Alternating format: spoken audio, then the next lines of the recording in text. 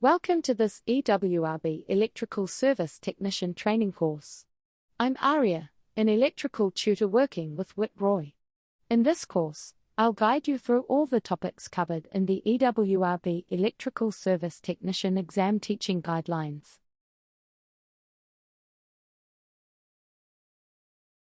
Welcome back. In the previous topic, we explored electrical conductors, materials like copper and aluminium that allow current to flow easily. Now, in topic 8.5, electrical insulators, we'll look at the exact opposite, materials that stop or resist the flow of current. Insulators are just as important as conductors, because they keep the current contained within safe boundaries and protect people from electric shock. By the end of this topic, you'll understand what insulators are used for, what properties make them effective, the types of materials we use, and why testing insulation resistance is such a critical part of electrical safety. Let's start with Topic A.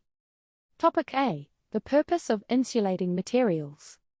The first question is simple: what do we use insulating materials for? Insulation has three main purposes. First, it provides protection for people by preventing accidental contact with live conductors. Second, it prevents short circuits by keeping conductors separated from each other. And third, it prevents leakage of current to earth, maintaining safety and efficiency in the circuit. In simple terms, insulators keep the electricity on the path where it's meant to go, through the conductors and the load, and nowhere else. Let's think about a few examples. The plastic covering around a flexible cord keeps the live and neutral conductors apart and also keeps you safe when you touch the cable. The porcelain body of a lamp holder or socket outlet keeps live parts securely insulated from the mounting surface.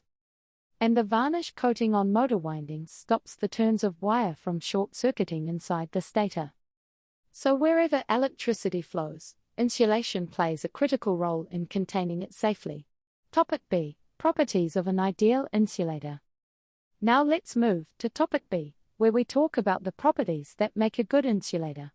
An ideal insulating material should have very high electrical resistance, so that almost no current can pass through it. Mechanical strength, so it can support components or withstand bending and pulling forces. Heat resistance, so it won't soften or melt under normal operating temperatures.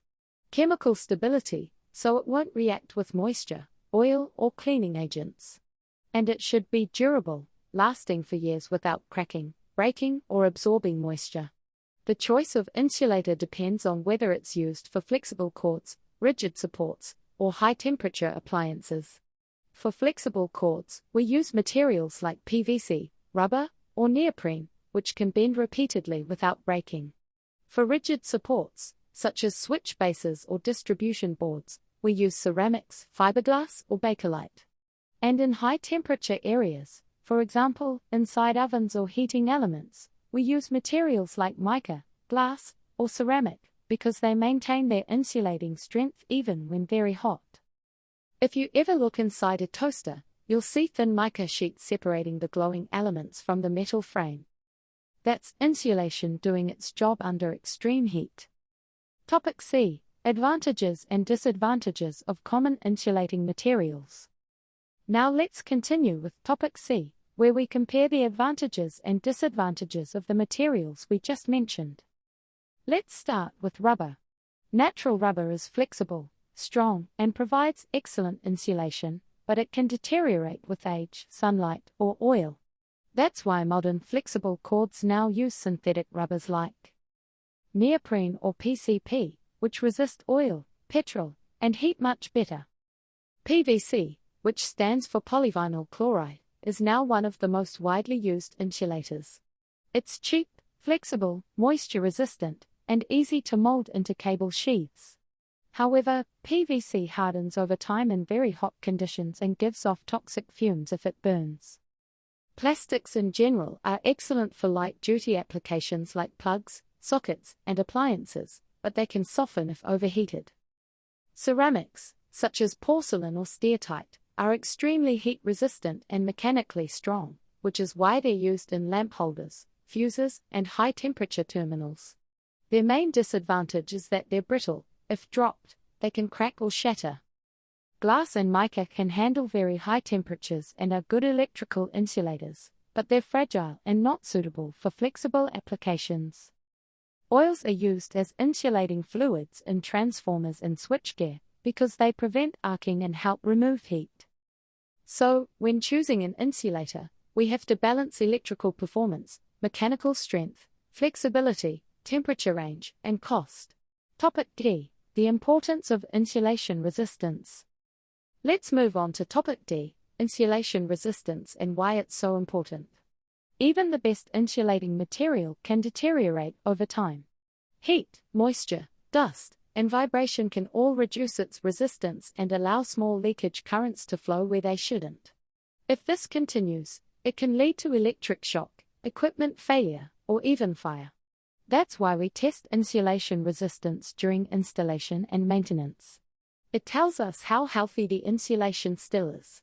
The test is usually done with a megometer or insulation resistance tester, which applies a DC voltage, typically 500 volts, and measures the resistance between conductors and between conductors in earth.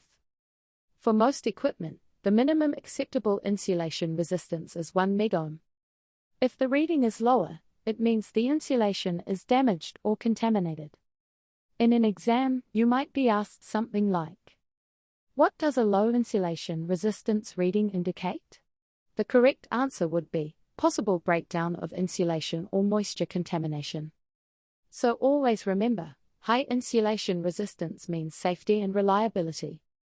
Lower insulation resistance means danger and the need for repair or replacement.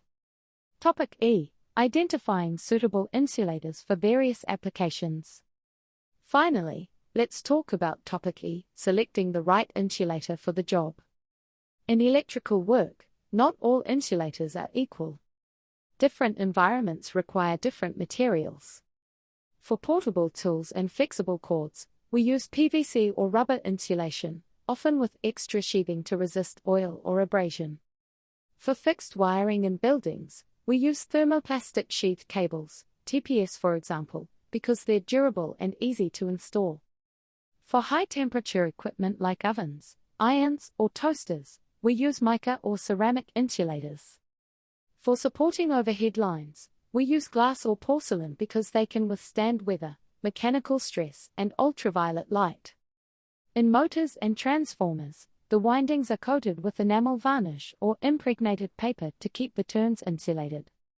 In switchboards, components are mounted on bakelite or fiberglass panels, which provide rigidity and high dielectric strength. So, when selecting insulation, always ask yourself, what voltage and temperature will it face? Is the environment dry, damp, oily, or exposed to sunlight? Does it need to be flexible or rigid? And does it comply with AS/NZS 3000 for safety and performance? The right choice of insulator ensures both safety and long service life of the equipment, bringing everything together. Let's now bring all the parts together for topic 8.5, electrical insulators.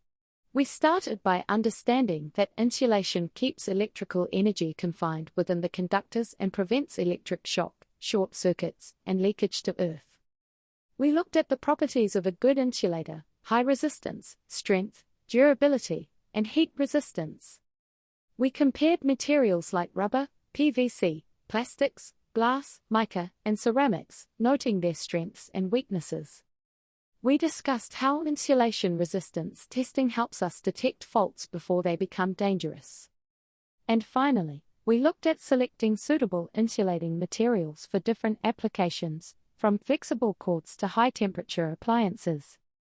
For a service technician, understanding insulation is more than theory, it's a daily safety requirement. Every plug top, every extension lead, every appliance you repair depends on insulation doing its job properly. So next time you strip a cord or test an appliance, take a moment to look at the insulation. Is it clean, dry, and flexible? If it's cracked, discolored, or sticky, it's time to replace it. Summary. To summarize, insulators prevent current from flowing where it shouldn't.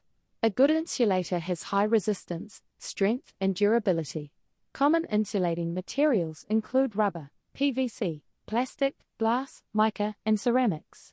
Regular insulation resistance testing ensures ongoing safety. The correct choice of insulating material depends on voltage, temperature, environment, and flexibility. That completes Topic 8.5, Electrical Insulators. In our next session, we'll move on to Topic 8.6, Flexible Cords and Cables, where we'll learn about the different types of flexible cords, how to identify them, and how their construction affects current capacity and safety.